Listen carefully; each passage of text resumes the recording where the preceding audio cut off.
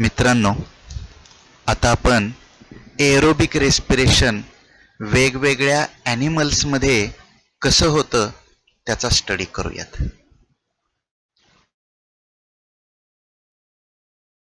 Aerobic रेस्पिरेशनमध्ये ऑक्सिजनची गरज आहे.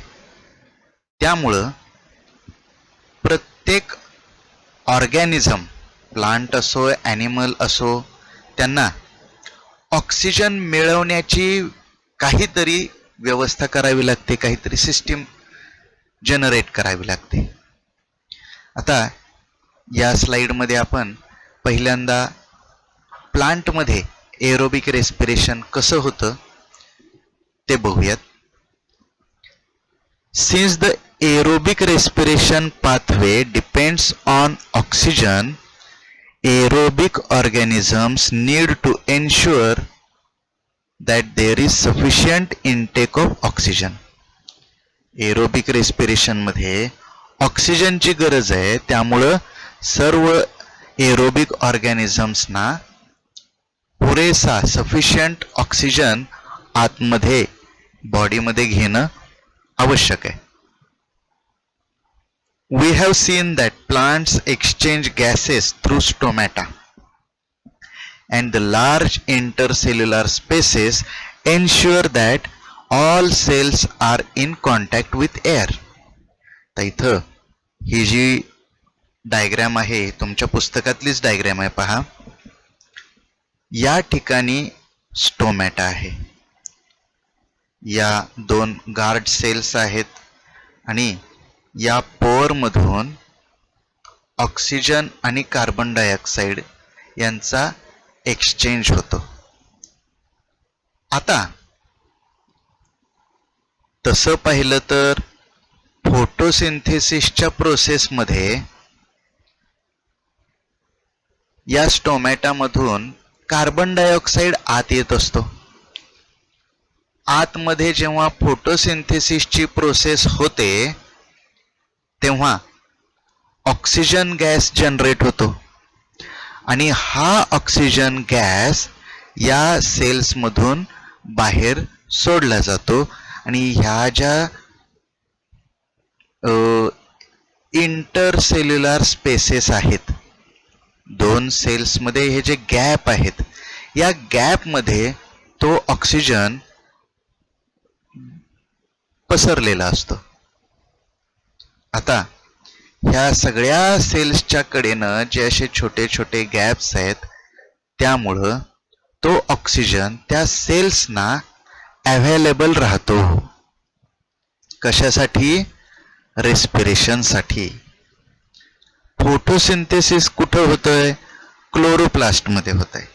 आणि रेस्पिरेशन कुठं होतं? तर ते होतं मायटोकॉन्ड्रियामध्ये. बघा पुढं काय म्हटलंय. Carbon dioxide and oxygen are exchanged by diffusion here. They can go into cells or away from them and out into the air. या सेल्सच्या आत हे गॅसेस जाणं किंवा बाहेर येणं हे डिफ्युजनच्या प्रोसेसनं होत असतं. तुम्ही गेल्या वर्षी डिफ्युजन म्हणजे काय हे शिकलेले आहात. The direction of diffusion depends upon the environmental conditions and the requirements of the plants. आता डायरेक्शन ऑफ डिफ्युजन म्हणजे काय? तर ऑक्सिजन आत जाणार आहे आणि CO2 बाहेर येणार आहे, की CO2 आत जाणार आणि ऑक्सिजन बाहेर येणार? ही जी डायरेक्शन आहे गॅसियस एक्सचेंजची, ती कशावर डिपेंड करते? तर एन्व्हायरमेंटल कंडिशनवर. म्हणजे काय? तर आता बघा, रात्रीच्या वेळी फोटोसिंथेसिस होईल का? नाही होणार. मग रात्रीच्या वेळेस फोटोसिंथेसिस जर होणार नसेल तर CO2 आत येईल का? नाही. त्यावेळी आपल्याला एन्व्हायरमेंट मधून या प्लांटला एन्व्हायरमेंट मधून कोणता गॅस द्यायचा आहे? ऑक्सिजन गॅस द्यायचा आहे. मग त्यावेळेस हे प्लांट एन्व्हायरमेंट मधून ऑक्सिजन आतमध्ये घेईल, रेस्पिरेशन करेल आणि CO2 बाहेर सोडेल. या उलट दिवसा काय होईल? दिवसा CO2 आतमध्ये घेतला जाईल, त्याचं फोटोसिंथेसिस मध्ये त्याचं युटिलायझेशन होईल आणि त्याच्यापासून ऑक्सिजन जनरेट होईल आणि हा ऑक्सिजन पुन्हा रेस्पिरेशन साठी वापरला जाईल आणि जो शिल्लक राहतोय ऑक्सिजन, तो जादा झालेला ऑक्सिजन या स्टोमॅटामधून पुन्हा बाहेर टाकला जाईल. बघा इथं काय म्हटलंय, at night when there is no photosynthesis occurring, CO2 elimination is the major exchange activity going on. CO2 elimination म्हणजे CO2 बाहेर टाकायचा आहे. का बाहेर टाकायचं आहे? कारण रात्रीच्या वेळी फोटोसिंथेसिस होत नाही, फक्त रेस्पिरेशन होतं आणि रेस्पिरेशन मध्ये ऑक्सिजन वापरला जातो आणि CO2 हा तयार केला जातो.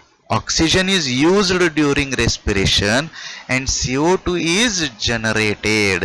That CO2 is eliminated from the leaves. During the day, दिवसा काय होतंय? CO2 generated during respiration is used for photosynthesis. Hence, there is no CO2 release. Instead, oxygen release is the major event at this time. आलं का लक्षात? तर हे gaseous exchange आपण plant मधलं पाहिलं. आता ॲनिमल्स मध्ये कसं असेल ते बघूया. Animals have evolved different organs for the uptake of oxygen from the environment and for getting rid of the carbon dioxide produced. बघा, ॲनिमल्सच्या बॉडीमध्ये फोटोसिंथेसिस होत नाही, त्यामुळं ॲनिमल्सच्या बॉडीत CO2 युटिलाइज होत नाही, ऑक्सिजन तयार होत नाही. ॲनिमल्स हे टोटली एन्व्हायरमेंटवर डिपेंड करतात ऑक्सिजनसाठी. Animals get oxygen from the environment by various means and they utilise that oxygen in the process of respiration and CO2 is produced. Terrestrial animals can breathe the oxygen in the atmosphere, but animals that live in water need to use the oxygen dissolved in water. पहा, इथं 3 वेगवेगळे animals आहेत. एक insect आहे, एक ॲम्फिबियन म्हणजे इथं frog आहे आणि इथं ह्युमन बिईंग आहे. या प्रत्येकामध्ये हा गॅसियस एक्सचेंज वेगवेगळ्या पद्धतीनं होतो. इन्सेक्ट्समध्ये आता इथं तुम्ही जर बघितलं, या इन्सेक्टच्या बॉडीवरती असे ट्यूब्स आहेत बघा, बाहेरच्या त्यांच्या आउटर क्युटिकल पर्यंत ह्या ट्यूब्स अशा आलेल्या आहेत. ह्या ट्यूबच्या साह्यानं, ह्या ट्यूब्सना आपण श्वसन नलिका म्हणतो, रेस्पिरेटरी ट्यूब्स. ह्या ट्यूब्स मधून ते एन्व्हायरमेंट मधला ऑक्सिजन आत घेत असतं. यांना नाक नसतं, लक्षात घ्या. हे पूर्ण बॉडीतून ब्रीदिंग करत असतात. यातून ऑक्सिजन येतो आणि तो ऑक्सिजन रेस्पिरेशनसाठी वापरला जातो आणि तयार झालेला CO2 सुद्धा ह्या पाईप्स मधून पुन्हा बाहेर सोडला जातो. फ्रॉग मध्ये काय होतंय बघा. फ्रॉग हे असं एक्झाम्पल आहे की जे चिखलात मातीत पुरून घेतलं तरी जगतंय, जमिनीवरती जगतंय आणि पाण्यात सुद्धा. फ्रॉग जेव्हा जमिनीत किंवा चिखलात स्वतःला पुरून घेतो तेव्हा त्याच्या स्किन मधून रेस्पिरेशन चालू असतं. स्किन मधून CO2 बाहेर सोडणं म्हणा किंवा ऑक्सिजन आतमध्ये घेणं, ह्या ज्या प्रोसेसेस आहेत या स्किन मधून होतात.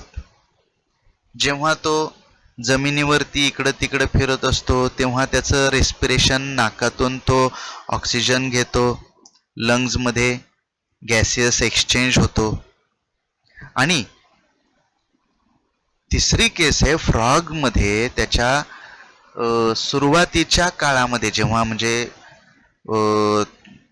बेडकाची जी पिल्लं असतात, लार्वा स्टेट जी असते त्याची, त्यामध्ये त्यांना गिल्स असतात, माशांसारखे गिल्स असतात, कल्ले आपण म्हणतो त्याला मराठीत.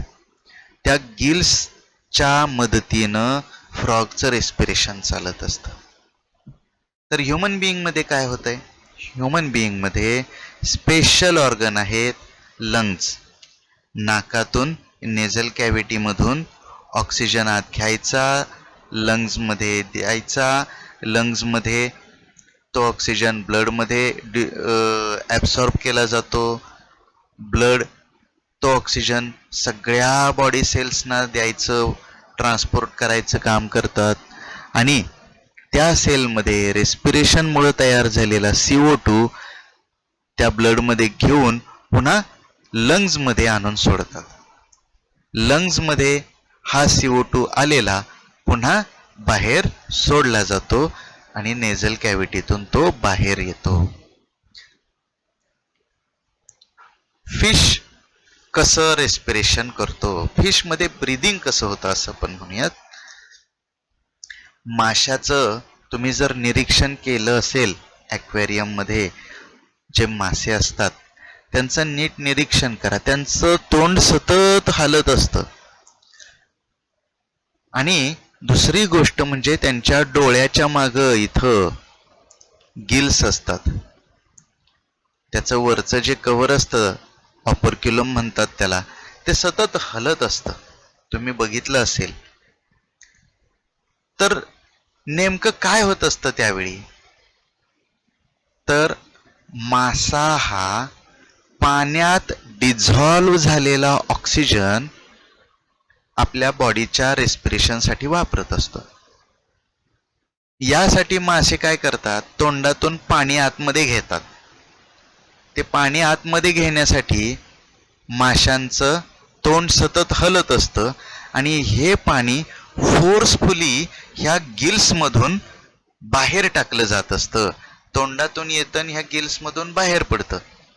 पण त्याच वेळी ह्या गिल्समधून जेव्हा ते बाहेर पडत असतं तेव्हा त्यातला जो ऑक्सिजन डिझॉल्व्ह झालेला असतो तो ऑक्सिजन हे मासे ॲब्सॉर्ब करून घेत असतात.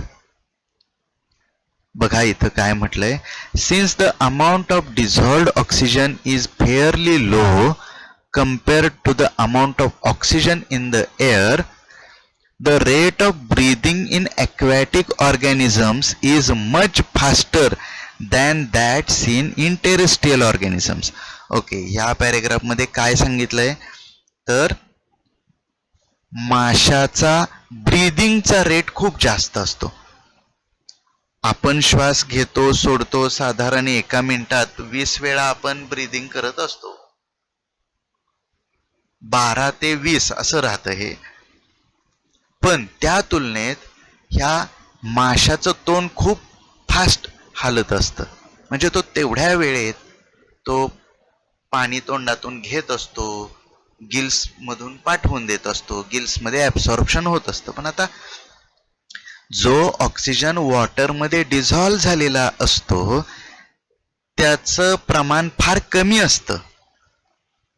वॉटरमध्ये डिझॉल्व्ह झालेला ऑक्सिजन अतिशय लो कॉन्सन्ट्रेशनमध्ये असल्यामुळं माशांना ब्रीदिंग जास्त फास्ट करावं लागतं, जेणेकरून जास्त वॉटर ते घेतील आणि गिल्समधून जास्त ऑक्सिजन त्यातून ॲब्सॉर्ब करत राहतील.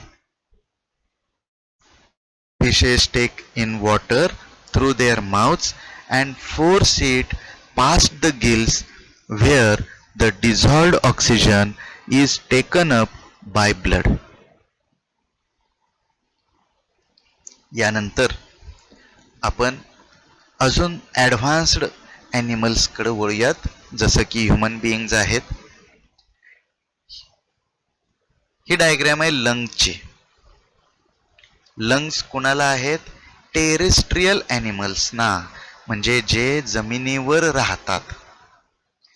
काय म्हटले पहा, terrestrial organisms use the oxygen in the atmosphere for respiration.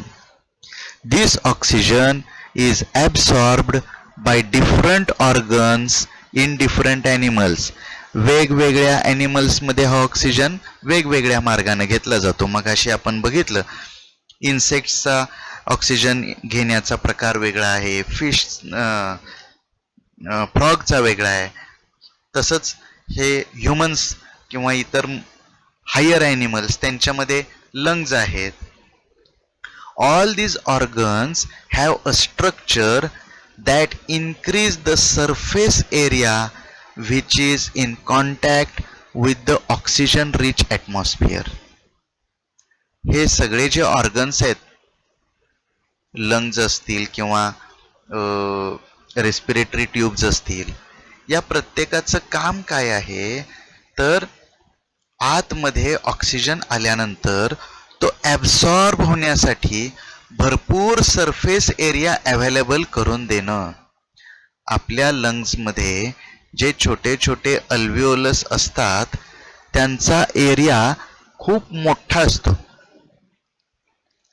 Since the exchange of oxygen and carbon dioxide has to take place across this surface is very fine and delicate.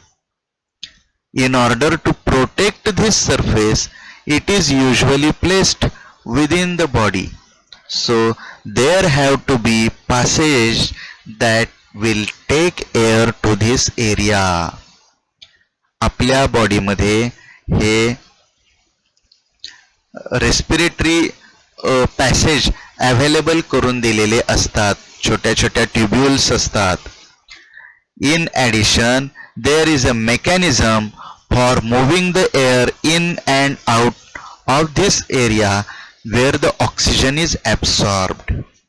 त्याचबरोबर air याच्या आतमध्ये जाईल, बाहेर पडेल, यासाठी सुद्धा एक body mechanism develop झालेलं असतं. आपण पुढच्या व्हिडिओमध्ये ह्युमन रेस्पिरेटरी सिस्टीमचा डिटेल अभ्यास करूयात.